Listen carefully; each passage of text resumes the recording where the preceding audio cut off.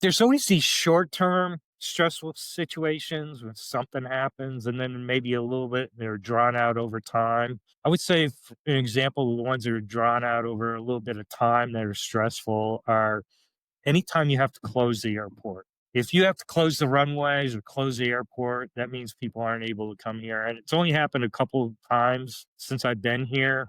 One was Snowmageddon last year when we had the snowstorm, and the other was Hurricane Sally. So there's constant pressure from so many sides to get that airport back open, and understandably so.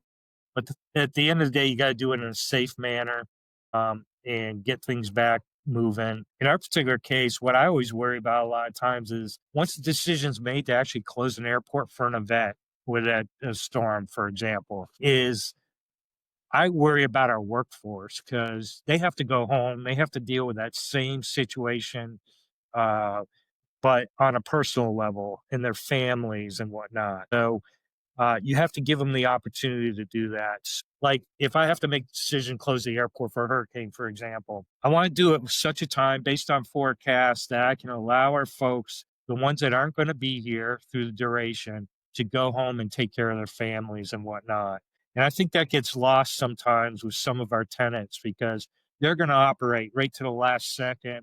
They're going to, commit a lot of pressure on you to stay open to the very last minute, but at the same time, they kind of forget about their folks too, you know?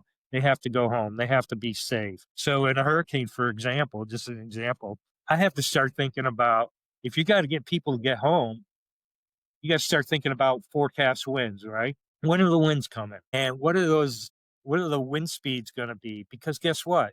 Even though you might keep the airport open, the bridges are closed at X miles an hour. Our fire trucks aren't allowed to operate at X miles an hour. The air traffic control tower, and they're all different. They all have different limits. So you have to balance all this in your head and just make sure you're taking care of your people at the same time because at the end of the day, you got to keep them safe and eventually keep your operations safe.